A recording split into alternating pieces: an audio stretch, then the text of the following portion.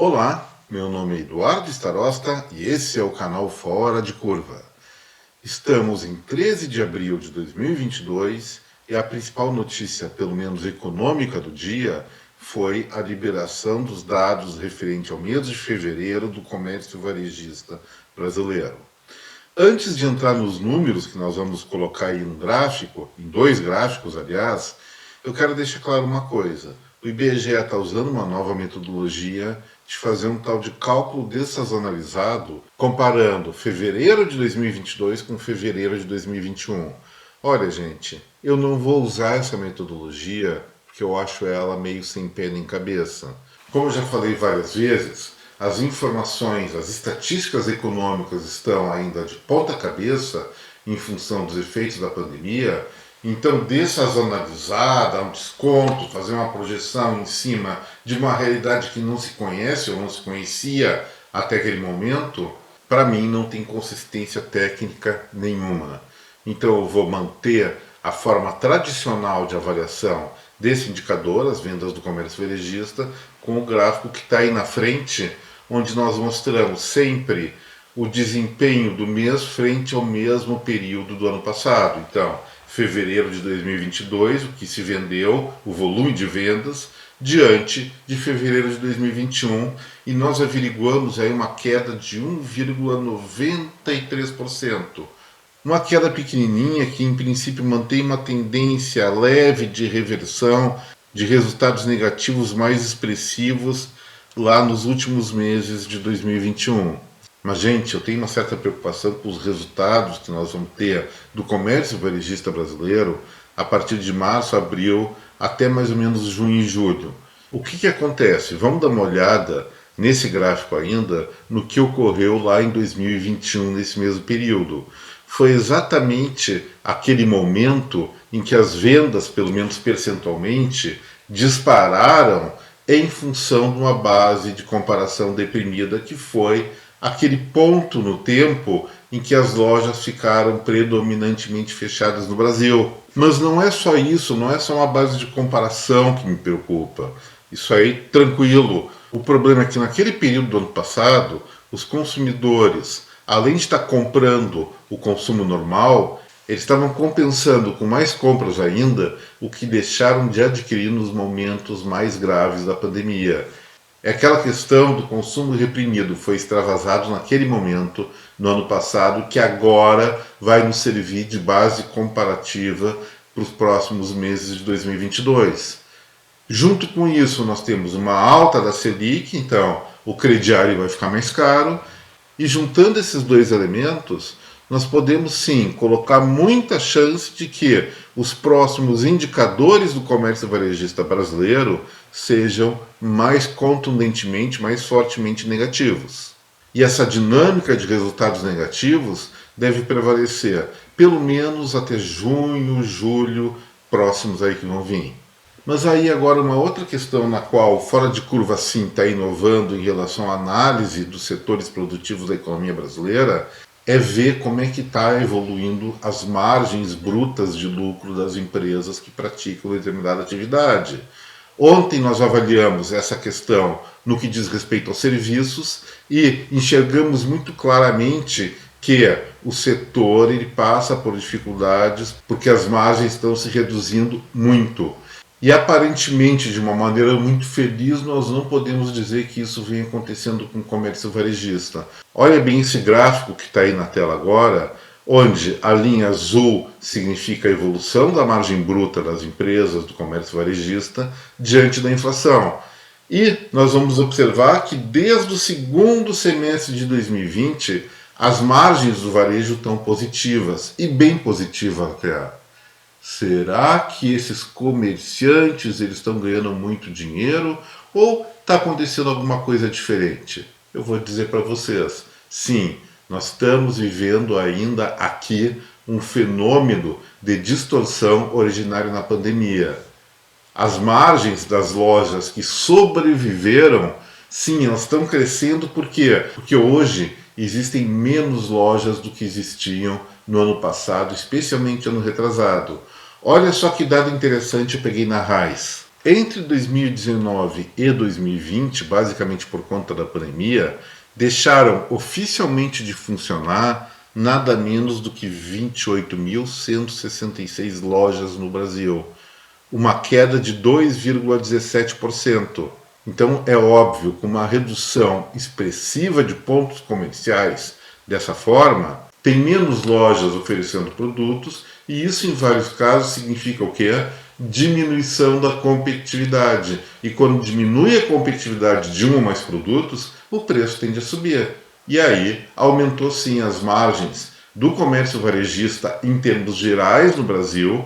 Ainda não tenho condições de dizer para vocês em qual dos ramos do comércio isso ficou mais ou menos pronunciado, mas posso estudar isso aí também fora de curva posterior. Mas o fato é o seguinte: a redução, a quebradeira de lojas que ocorreu por causa da pandemia causou o aumento da margem de lucro dos lojistas que conseguiram sobreviver. Sorte deles, mas estão compensando as perdas de 2020, é claro, e muito azar para aqueles que não conseguiram resistir. Porque, ao contrário dos serviços, um lojista que fecha seu estabelecimento, que quebra, é muito mais difícil retornar ao mercado, porque ele precisa de capital, ele precisa de crédito e, por conta do desastre que aconteceu na economia do Brasil em função do fica em casa, esses empresários, a maior parte deles que não conseguiu manter suas lojas, ainda estão procurando um jeito de se recuperar economicamente. Ainda temos duas outras coisas importantes para deixar registrado no Fora de Curva de hoje.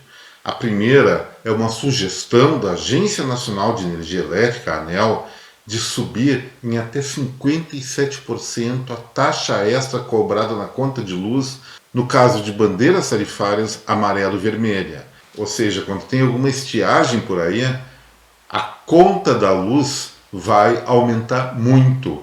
Eles estão sugerindo isso em um momento mais ou menos tranquilo, porque os reservatórios estão cheios, não tem o risco premente de elevar uma bandeira tarifária, mas se isso acontecer, se vier uma nova estiagem lá no final do ano, isso aí vai prejudicar muitos consumidores e a economia brasileira em favor dos produtores. É lógico que no momento que a gente aciona usinas termoelétricas funcionando a diesel, a carvão, qualquer outra coisa, o custo aumenta. Porém, nós temos que pensar o seguinte, pessoal: o Brasil já tem uma das energias mais caras do mundo. Mesmo que a maior parte da nossa planta energética seja hidrelétrica, depois vem a eólica, solar, não sei o quê, nós estamos falando de recursos renováveis. E recursos renováveis, depois de amortizar o pagamento do investimento, isso já está acontecendo com Itaipu, que é a parte mais cara da usina hidrelétrica do Brasil, o preço deveria cair. E as bandeiras tarifárias não podem exacerbar isso. Se for aprovada essa aposta da ANEEL, isso vai ser um grande crime contra a economia brasileira, no momento que nós precisamos de fartura energética a um preço mais reduzido para poder competir com o mundo, para fabricar mais produtos, vender mais, vender melhor e assim fazer com que a nossa economia cresça mais rapidamente. Repetindo, se for aprovada essa proposta da ANEEL, nós estaremos numa grande encrenca no futuro próximo, na próxima estiagem, para ser mais exatos. E o segundo ponto importante de tratar diz respeito à geopolítica global. A guerra entre Rússia e Ucrânia continua e a novidade é muito significativa. Hoje, a primeira-ministra da Finlândia e a primeira-ministra da Suécia fizeram uma reunião conjunta e estão direcionando seus dois países, tradicionalmente neutros na política internacional, a se aliarem à OTAN, respondendo assim de maneira bem contundente à ameaça do presidente russo, Vladimir Putin, sobre os riscos que esses países estariam tomando se posicionassem em conjunto com as nações ocidentais. Enfim, eles foram provocados, foram ameaçados, e a reação deles poderia ser duas: ou enfiava o rabinho no meio das pernas e ficava com medo, ou tomava uma atitude contra uma ameaça militar muito premente naquela região do mundo. Então, nessa nova fase da guerra, mesmo com a concentração das forças russas no leste da Ucrânia, e parece que está fazendo bastante estrago lá. Aparentemente nós temos aí uma história que vai ter mais capítulos. Como eu falei em outros vídeos do Fora de Curva, a solução mais fácil, mais tranquila para esse conflito é sim a deposição, não dá para dizer presidente, mas do ditador Vladimir Putin, que está realmente rompendo todos os limites do razoável. Inclusive em tom de ameaça andando por aí, com a sua pastinha de códigos para disparar foguetes nucleares. Como eu já disse antes, não se trata de uma democracia, se trata de uma autocracia, e nesse ponto, não sabendo a quantas anda o equilíbrio mental do sujeito, qualquer coisa pode acontecer, então vamos ficar de olho. E para encerrar o Fora de Curva, vamos tratar de uma historinha de moralidade do reino animal. Tava lá uma onça pintada, bonita, toda pimpona, orgulhosa dessa força, dessa altivez, quando enxerga de relance uma coitadinha de uma capivara. Ali abriu o apetite da moça, ela foi lá e, nhaque, caçou a capivara e devorou o bichinho. E isso foi fotografado por um sortudo que estava passando naquele momento. Inclusive as imagens estão sendo fartamente divulgadas pela internet. Então ele acabou de ver, meio trágico, mas é um espetáculo da natureza. É a natureza funcionando. Só que alguns internautas foram tomar as dores da capivara falecida, dizendo que a onça não estava sendo politicamente correta. E resolveram cancelar a onça, mandando ela virar vegana. Olha, gente, aonde que nós vamos chegar? É verdade do que eu falei, é só pesquisar, isso realmente aconteceu.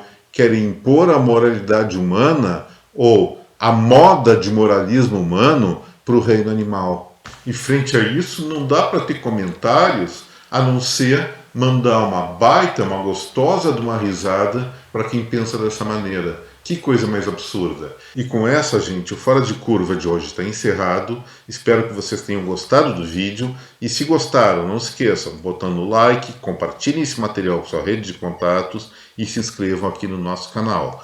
Mais uma vez, muito obrigado pela atenção. Um grande abraço para cada um de vocês. Até breve e tchau!